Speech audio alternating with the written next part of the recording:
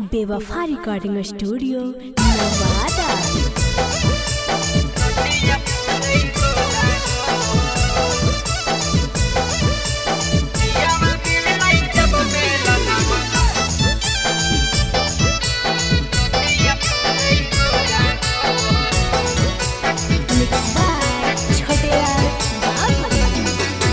मिलल हमारो पातर वाला मुँगा बढ़िया ना मोल बतिया बोले मीठी बोल।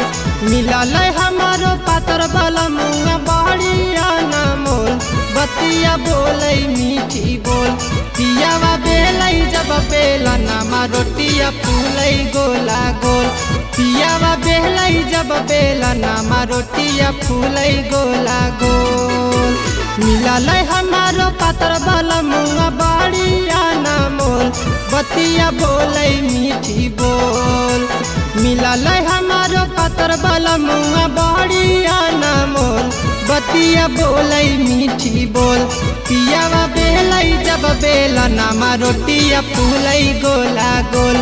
पियावा बेलै जब बेला नामा रोटिया फूलै गोला गोल।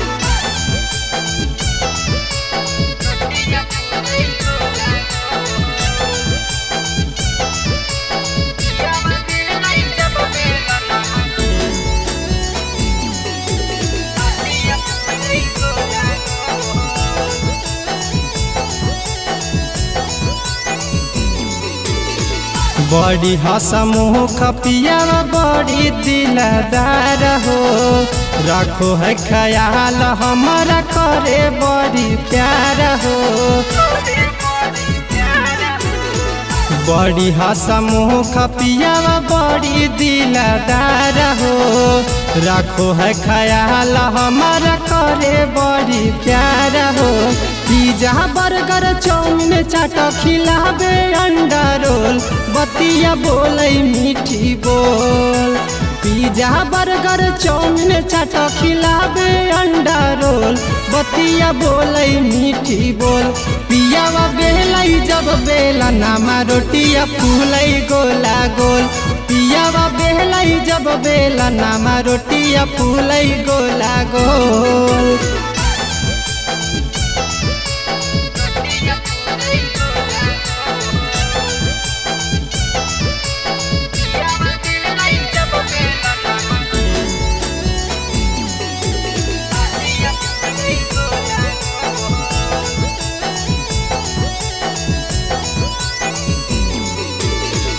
बिना महंगले दे है सोरा हो सिंगार हो।